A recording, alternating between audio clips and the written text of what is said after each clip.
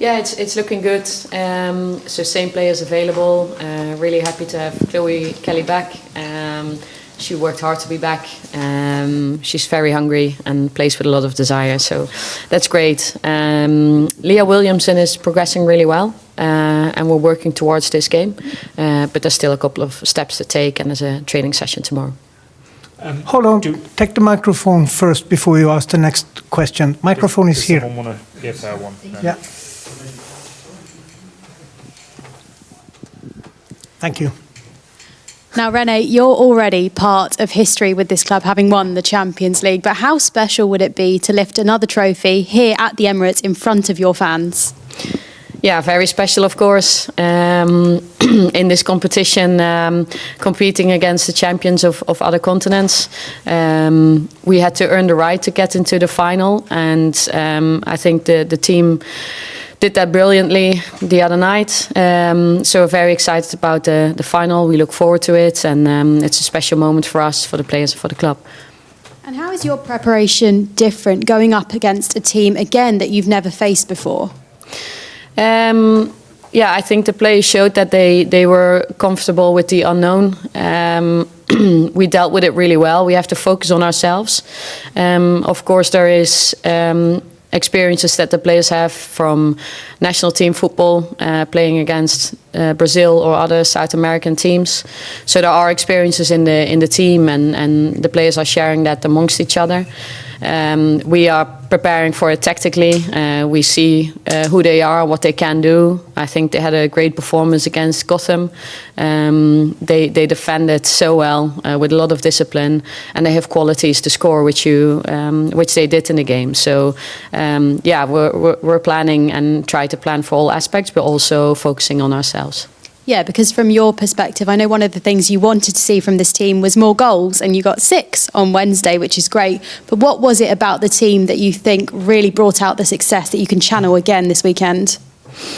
Yeah, I think after that United defeat in the cup, we came together, and there was a couple of games where we didn't score the goals, did a lot of good things, and there was just so much desire, so much togetherness to get that right, and the belief was really high. So it fueled us, and I think it showed in the Chelsea performance. It showed in the way we went about things in the game against Asfar. I think scoring early goals is always nice. That helped us into the game, and I think we scored goals in different ways with different goal scorers as well in the semi-final. So yeah, the team's in a good place.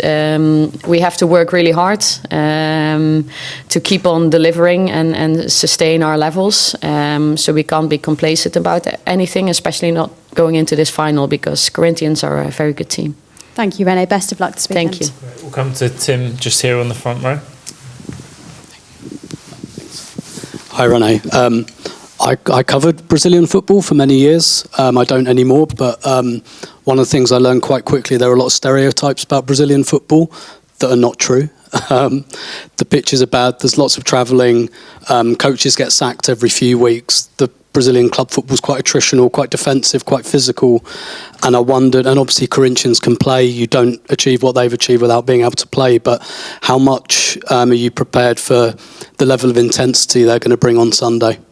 Yeah, and I think they're going to bring the intensity together with their fans. They were amazing watching the game against Gotham, the energy they brought. Our fans are going to bring the energy and the intensity as well.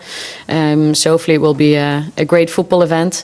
Yeah, so I think football is growing everywhere around the world. I think Asfar is a good example of another continent, another culture, but there's so many things to the way they play, and it's at such a high level, and I think tactically you see that there's a trend globally instead of different subcultures. So it's a very good team. So they of course they bring what they bring as a team, but there's also a lot of things that are on at the moment in women's football happening at a global level. Do you want another one, Tim? No. Yeah, okay, we'll go. Yeah, we can go ahead. Hi, René. On Wednesday, you were asked about by this wonderful lady here that if you played against Gabi Zanotti in the past. You said that you played probably against Brazil one day and you didn't remember. I actually did some research, and you actually played against Brazil in 2010 in a friendly tournament in Brazil. I have some pictures. Am I okay to show it to you a bit? I don't know now or afterwards. Maybe just now you can have a look, maybe? Okay. I remember, it's in Sao Paulo, huh? Yes, correct. Yes. Brazil won with a goal of Gabi. She scored on the 89th minute. It was 3-2. So you were impressed about her resilience. I wonder, what can you say about the resilience of players who are playing on a high level until they're 40 years old? Even your players here from Arsenal, I asked them that, and they said, I wish I can play until my 40 years old. What can you tell about this resilience of these players? Yeah, it's amazing. I wish I could have done it. Unfortunately, my body didn't want to. So, but it says something. It's you have to have the right things on your path, of course. But it's everything is in their minds. If I compare now to Kim Little. On our team, she does everything 110%. There's nothing less, and she takes care of herself so well. She prepares so well. So I think it's here. But yeah, you also have to have the luck that your body wants to do what your mind wants to do as well. But no, it's really impressive. It's when she scores that winner in the semi-final, it says a lot about the mindset of a player. Come here in front, Helen. Hi, Renee. I like the fact that other people are doing detective work for me. So you mentioned something really interesting, and you just touched on it with Tim as well, about ASFAR. But I think the legacy of this thing could be bigger than maybe they intended. There's a sort of legacy thing. I think there's meant to be a programme coming out of this. But you talked a little bit about how much it means in places that are developing women's football, like Morocco, and I guess in quite a lot of South America, and maybe some of the teams that have been knocked out on the way. So could you talk a little bit more about what that means, what you think it could mean to those? Yeah, so I think it means a lot because norms have to be broken to get where we want it to go. And I think that's what they're doing. So they're trailblazers. And for me, after the game, I try to speak to as many as possible from the opponent, because I think they're doing things that are bigger than what they maybe know that they're doing, without me knowing all the context and having all the insights of how things are developing in Morocco. I know from what I understood that they are playing a very important role, and them presenting themselves as they did in the semi-final with courage, fearless, showing themselves, playing some really good football. I thought that was so inspiring. So I tried to speak to as many as possible, and it's really positive to see that it's growing and growing. Thank you. Fun here. Hi, Renee. This tournament's obviously in the middle of the Arsenal season. How are you kind of maybe balancing enjoying having momentum behind you while also maybe not wanting to impact kind of the rest of your season that you still got to play? Scheduling is very important with what we just touched upon, how the game is growing. Scheduling is key. So we grow the game and we want a lot of things, which is good, but we also have to have the players' health in mind in all decisions we make. So it needs to grow accordingly, also from a scheduling perspective. I'm really happy with the games that we're playing, and at the moment with the squad that we have and the depth that we have and the availability that we have a squad to do it. So we are very proud to represent England and Europe in this competition, and it's inspiring to play against teams from other continents. We're just to the back there with a hand up.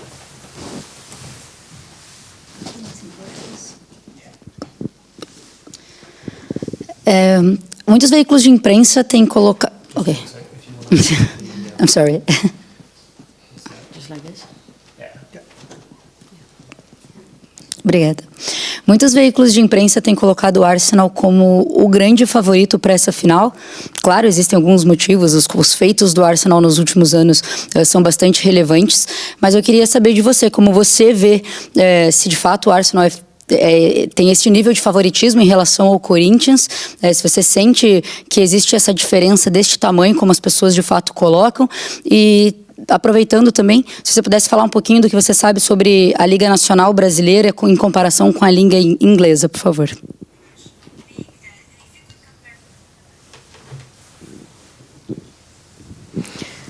Thank you. Sorry, I don't speak Portuguese.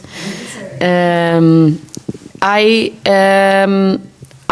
are very proud to be in this tournament. We are very proud to be the champions of Europe, and we look forward to playing against the champions of South America.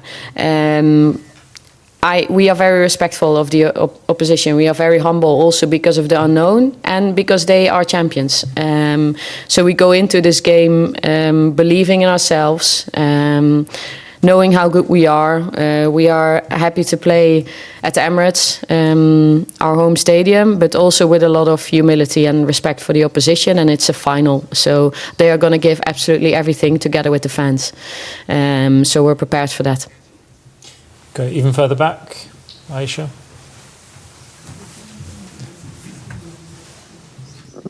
Hi, Renee. You mentioned the impact of Moroccan football and what they're doing in the women's game, but something else which I think is really impactful is that one of the players for Asfar, Nahela Benzina, played in a hijab the other day. It's not something we see in the WSL. And I just wanted your take on how much of an impact people over here seeing more of that can have in terms of her being a trailblazer. Yeah, I think the strength of football in society is that football is for everyone. So it's really good to can we have role models in all possible ways to show that football is for everyone. Yeah, that just makes me happy. So I think it's important. There's so many examples in different ways on how we can show that football is for everyone. And yeah, this is one of them. So that's great. Just going to come here. Hello, Portuguese, please. Portuguese, please. Hi, René. A FIFA lançou recentemente um programa para incentivar mais mulheres como técnicas de futebol. Eu queria que você falasse a sua visão sobre isso e sobre a importância para desenvolver mais mulheres em cargos de liderança. Obrigada. Thank you for your question. I was part of a mentorship program by UEFA here in Europe, and I think it's important that, and I'm happy that FIFA is also investing. So I think what's important is that there's role models. I'm very passionate about my job and I love what I'm doing, but I'm also very aware that I have a responsibility in giving pathways to the next generation. So I think everything we can do to make it possible, it's a little bit the same to what we just spoke about breaking norms, opening pathways for everyone. Football is for everyone, coaching is for everyone. It's all linked to the same. So it's really good that there's all these programs to encourage for women to be in sports. Thank you. At the back. Hey, hello. I'm going to ask in Portuguese. Corinthians e Gotham foi um jogo bastante pegado, né? Um jogo muito equilibrado para as duas equipes. Você disse e destacou muito sobre a defesa do Corinthians. Mas o que você pode destacar como a principal arma do Corinthians para essa final e um ponto de atenção para o Arsenal, que obviamente numa final tem que ficar mais atento? Obrigada.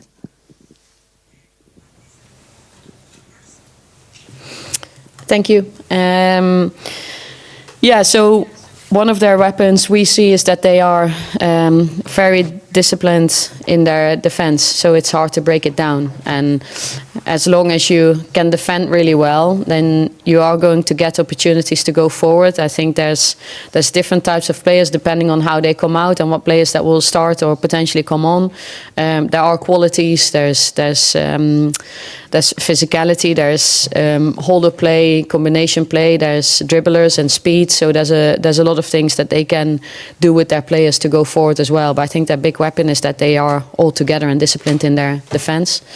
What we want to bring is our game, the Arsenal way, and measure the Arsenal way against Corinthians from South America. So we look forward to it.